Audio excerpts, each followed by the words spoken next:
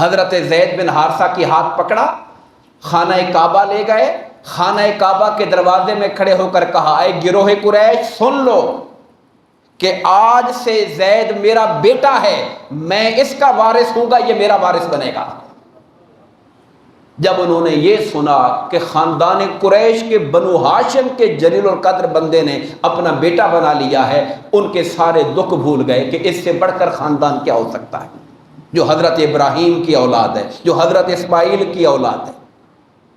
تو اس طرح حضرت زید جو ہے بن حارثہ، اس وقت سے لوگ انہیں زید بن محمد کہنے لگ گئے، جیسے کہتے ہیں حضور نے انہیں منہ بولا بیٹا بنا لیا۔ آقا نامدار علیہ الصلوۃ والسلام نے انہیں منہ بولا بیٹا بنا لیا۔ یہ جو ایک رسم چلی آ رہی تھی بیٹا بنانے والی، مقصود یہ نہیں تھا کہ بیٹا بنانا حرام ہے، نہیں، بیٹا بنانے کے بعد اس کے جو اثرات ہو رہے تھے وہ دین کے خلاف ہو رہے تھے۔ خیر لوگوں نے زید بن محمد کہنا شروع کر دیا اور یہ سلسلہ چلتا رہا چلتا رہا چلتا رہا مدتوں، کئی سالوں تک۔ مدینہ منورہ حضور آ گئے، یہ سورہ احزاب جس میں منع کیا گیا تھا یہ مدینہ میں نازل ہوئی ہے۔ اب نکاح کا جب معاملہ ہوتا ہے، اب جس کو اہل عرب منہ بولا بیٹا بنا لیتے تھے تو اس کی اپنی بیٹیاں اس کی بہنیں بن گئی، رشتہ سارا بن گیا نا بیٹے والا۔ اب اس کا نکاح اپنی بیٹی سے نہیں کرنا کہ یہ تو اس کی بہن ہے، حالانکہ وہ منہ بولا بیٹا ہے، بہن نہیں ہے۔ اچھا اب یہاں پردے کا مسئلہ پیدا ہو گیا، بھی یہ تو بہن بھائی ہیں، پردہ کس بات کا، حالانکہ وہ بہن نہیں ہے۔ پردے کے مسائل میں دین کی خلاف ورزی ہو رہی ہے، نکاح کے مسائل میں دین کی خلاف ورزی ہو رہی ہے۔ طلاق دے دی تو پھر اب اس کی بیوہ سے، اس متعلقہ سے نکاح نہیں کرنا، یہ تو ہمارے اپنی ہی بہو بنتی ہے۔ یہ وہ سارے اس کے فسادات تھے، اس کی برائیاں تھیں جو منہ بولے بیٹے کو اصل بیٹا سمجھنے کی وجہ سے پیدا ہو رہی تھی۔ اب یہ ساری باتیں اس قدر جڑ پکڑ چکی تھی، خالی حکم دینے سے ختم نہیں ہونی تھی، خالی حکم دینے سے ختم نہیں ہونی تھی، اس پر زوردار قسم کی ضرب لگانی تھی، اور وہ تب لگ سکتی تھی کہ جب اللہ کا رسول ہی ابتدا کرے اور وہ جس کو منہ بولا بیٹا کہا تھا ان کی بیوی جو متعلقہ ہے ان سے نکاح کر لے، تاکہ ساری دنیا کو پیغام چلا جائے کہ منہ بولا بیٹا کبھی حقیقی بیٹے کی طرح نہیں ہوتا ہے۔ اچھا وراثت میں مسئلے پیدا ہو جاتے تھے، منہ بولے بیٹے کو وارث بنا دیا، اب وہ سگی اولاد کے ساتھ وہ بھی ورثہ پا رہے، حالانکہ اس کا کوئی حق نہیں ہے دین کے اندر۔ نکاح کے مسائل، طلاق کے مسائل، پردے کے مسائل، وراثت کے مسائل، سب میں گڑبڑ ہو رہی تھی، اس ایک بات کی بنا پر کہ منہ بولے بیٹے کو اصل بیٹے کی طرح سمجھا ہوا تھا۔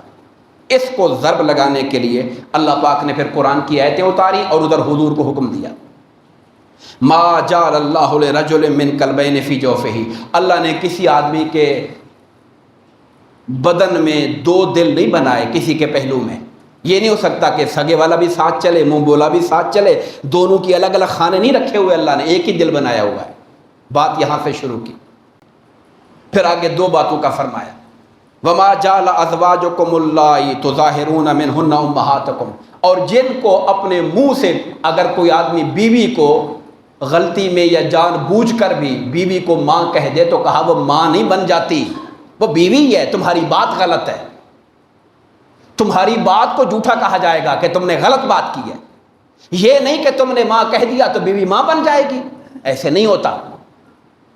اور آگے فرمایا وما جعل ادعیاکم ابناکم، اور وہ جن کو تم لے پالک لے لیتے ہو، ایڈاپٹ کر لیتے ہو، منہ بولا بیٹا بنا لیتے ہو، تمہارے منہ کے کہنے سے وہ بیٹا نہیں بن جاتا۔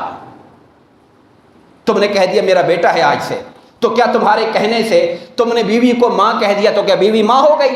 اور تم نے کسی انسان کے بچے کو بیٹا کہہ دیا تو کیا وہ اصل بیٹا بن گیا؟ جیسے وہ ماں نہیں ہو سکتی ایسے یہ بیٹا بھی نہیں ہو سکتا ہے۔ اصل بیٹا جس کے اوپر شریعت کے حکم لاگو ہوں، احکامات لاگو ہوں، وہ نہیں ہو سکتا ہے۔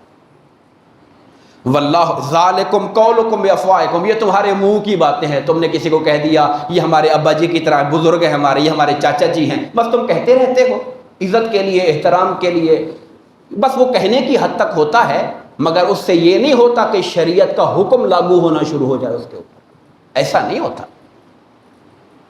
واللہ یقول الحق، اللہ سچ بات کہتا ہے. وہو یہدی السبیل، اور وہ سچا صحیح رستہ اللہ دکھاتا ہے تمہیں. ادعوہم لآبائہم، جن کو تم منہ بولا بیٹا بنا لیتے ہو، آج کی زبان میں کہتا ہوں جن کو تم ایڈاپٹ کر لیتے ہو، ان کے خانے میں اپنا نام نہ لکھا کرو کہ یہ میرا بیٹا ہے، ان کے اصل باپوں کا نام لکھا کرو. یہ مسئلہ ختم نہیں ہوا، یہ آج بھی موجود ہے. جن کی اپنی اولاد نہیں ہوتی یا کسی وجہ سے کسی بچے کو گود لے لیا، لے پالک بنا لیا، ابھی چھوٹا سا تھا، دودھ پیتا تھا، اب اس کو ایسے ٹریٹ شو کرواتے ہیں جیسے ہماری اولاد ہے، سکول میں اپنا نام سارے کھاتے اپنے نام سے. یہ دین کی روح سے یہ بات منع ہے، ممنوع ہے.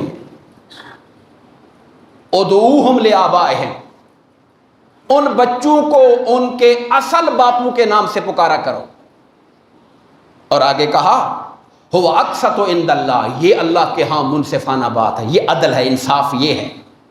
فَإِن لَمْ تَعْلَمُوا آبَاءَهُمْ، اگر تمہیں ان کے باپ کا نام پتہ نہیں ہے، ایکسیڈنٹ میں لوگ مارے گئے، بڑے بچہ کو چھوٹا مل گیا، پتہ نہیں باپ کا نام کیا تھا، آگے کسی نے لے لیا، تو کہا پھر وہ تمہارے دین میں بھائی ہے اور تمہارے دوست ہیں، بس اس کے سوا کچھ نہیں. ان کا سٹیٹس اسلامی بھائی کا ہے، ہمارے مسلمان بھائی ہے، ہمارا دوست ہے. اور آج کل ہمارے یہاں لوگ سوچتے ہیں، سنجیدہ مسئلہ ہے کہ اگر کوئی ایسا ایشو ہو جائے تو پھر کیا کریں، آخر چلانا تو ہے نا، دفتری کاموں میں، رجسٹروں میں، آگے آئی ڈی کارڈ بننا ہے، کل کو ملک سے باہر لے کے جانا ہے، کیسے جائے گا وہ بچہ؟ ہمیشہ اس کے نام کے ساتھ گارڈین لکھا جائے، سرپرست. سرپرست، بیٹا باپ کا نام اصل، اور سرپرست کون ہے؟ وہ فلاں ہے. گارڈین کون ہے؟ اس کا فلاں ہے. اور یہ بات زبانی نہیں ہونی چاہیے، یہ بات مجسٹریٹ کی عدالت میں پراپر ریکارڈ کروانی چاہیے. یہ بہت مسائل پیدا ہوتے ہیں، لوگوں نے کوئی قانونی کارروائی نہیں کی ہوتی، کل کو آپ حج عمرے پہ باہر لے کے جانا چاہیں آپ کو روک لیں گے اگر وہ آپ کے نام پہ اس کی ولدیت نہیں لکھی ہوئی، ولدیت اصل باپ کی ہے، تو یہ مسائل پیدا ہوں گے. اس لیے وہاں پہ چاہیے کہ سرپرست کے طور پہ اپنا نام لکھوایا جائے تاکہ قانونی پیچیدگیوں سے بچ جایا جائے، ملکی قانون کے مطابق چلا جائے، اور میجسٹریٹ کی عدالت میں جا کے پراپر اس کا ریکارڈ مینٹین کروایا جائے. یہ میں نے موجودہ صورتحال میں آپ سے بات کی.